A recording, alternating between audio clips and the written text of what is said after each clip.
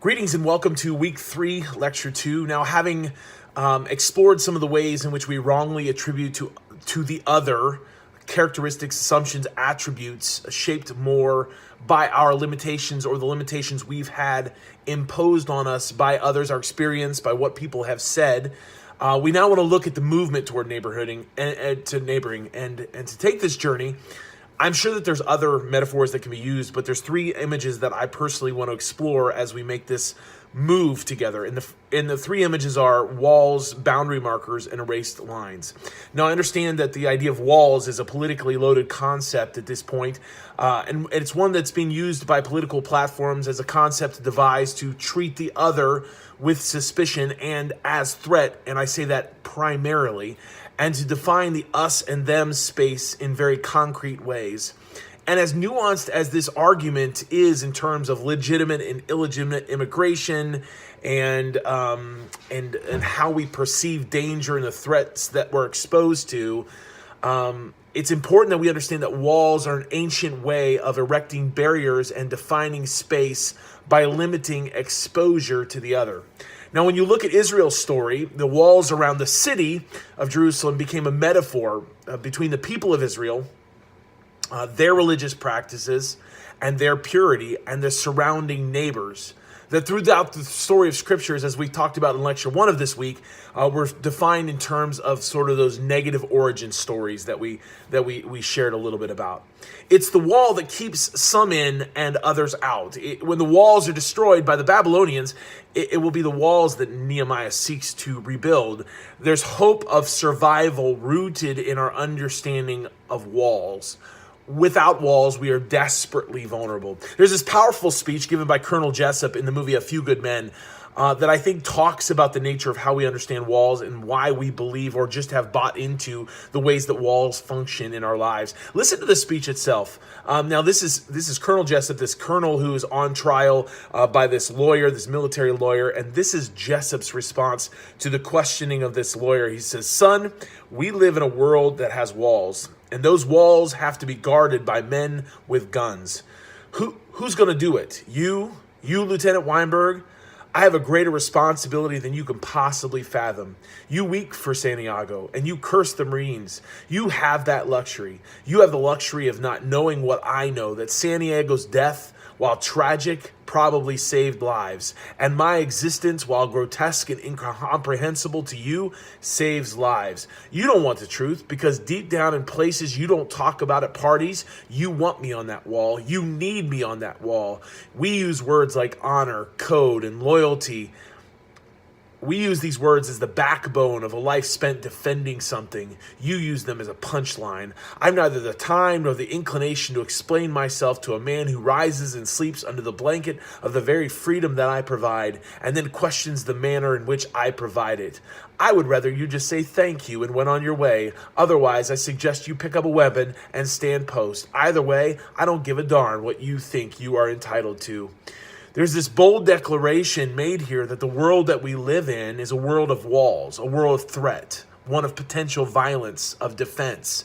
And because the world is dangerous, then the end, our protection and safety, often justifies the means, whatever it costs to defend those walls. Now, walls are a powerful way of conceiving of the first movement toward neighboring. We should anticipate in a world where people blindly assume that we need the walls, that we should be met by those walls we construct in our lives that protect us from that vulnerability that we're afraid of. We construct many walls. For some of us, there's a series of walls, and that each time one is breached, a new one is discovered. Neighboring that seeks to move beyond superficial conversations at the mailbox should anticipate these walls and recognize that if the movement is too quick, the defenses will be strong, and that any attempt to breach walls will initially, until the point of trust is established, be seen as a threat. We devise emotional walls, refusing to feel or open ourselves up to the risk of feeling, lest those feelings be betrayed who fail to adequately steward our emotions well. The more a person has experienced trauma, pain, or suffering, the more resolute they are often at protecting those walls. Some of us live behind ideological walls. This is the tribal protectionism of the current political discourse that we've discussed in previous lectures. The ideological wall is one that nearly requires a password or a secret handshake, or in our culture, the right lingo spoken, the right pundits quoted, and the right stations watched. And you can add any number of other things to that as well. And you've got to have all of that in order to gain entry through the well-guarded, narrow sliver through that wall. Some of us have constructed religious walls. For some, those walls are born of a lack of distrust of religion. Their experience or interpretation of religious abuse has left them guarded against anyone or anything that might attempt to slip beyond the defenses and bring the havoc of manipulative techniques or guilt-based religion into the camp. And for others, the religious walls are shaped by a purity complex, or what I call the holiness that fears the contamination of those outside. This points to the tenuous dynamic in the scriptures between the call, and evidenced in the call and the way it's lived out in Jesus' life, to be among those in the world, and the call to come out of the world and protect our purity. This is an ongoing dynamic that often leaves the church and Christians confused. Should they stay behind the walls of their rule-based sanctity and insider status, or risk being in the world?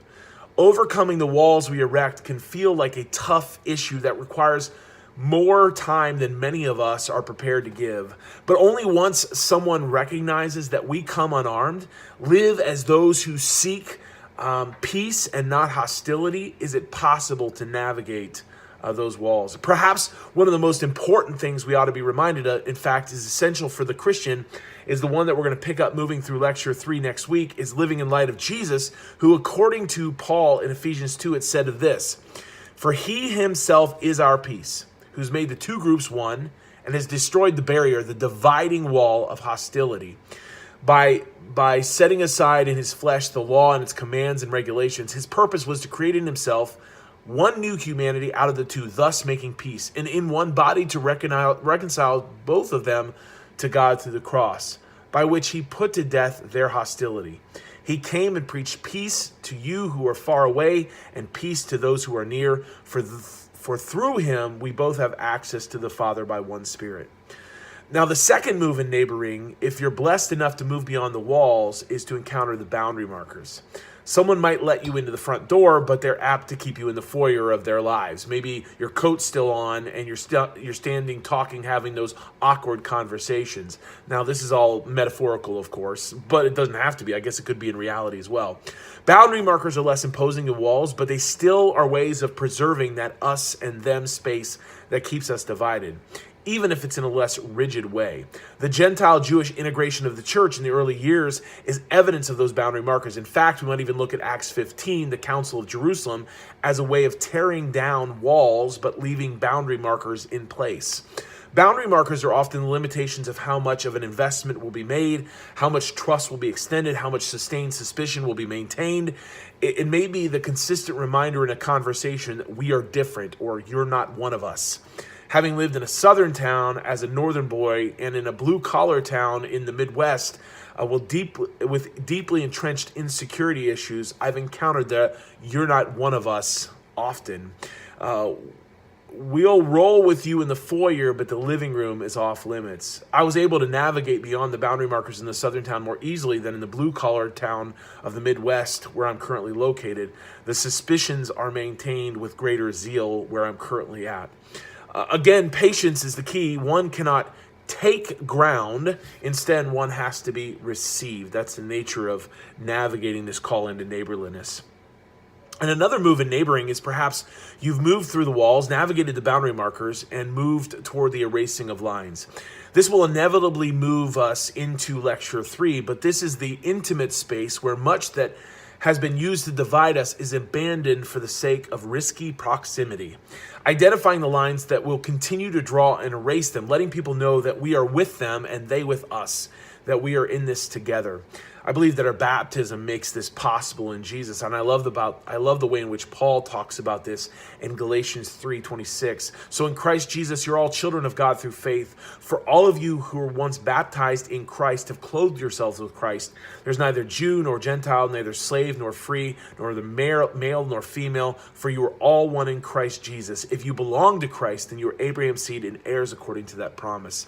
This erasure in the body makes possible an erasure beyond the body. It reminds me that in the presence of God, ideology is surrendered at the foot of redemption. Identity politics that seek to define our relationships based on arbitrary categories no longer hold weight. Attempts to live this protectionist state is submitted to a kingdom whose king is received as a threat, even though he comes as peacemaker, that refuses to storm the walls and instead risks suffering the relentless violence that comes through our protection, so that having disarmed us in light of his resurrected presence, reveals the mythic false allure of defensiveness and exclusion. That ends lecture 2 and sets us up for our move into lecture 3, in which we're going to talk about mercy, empathy, and compassion.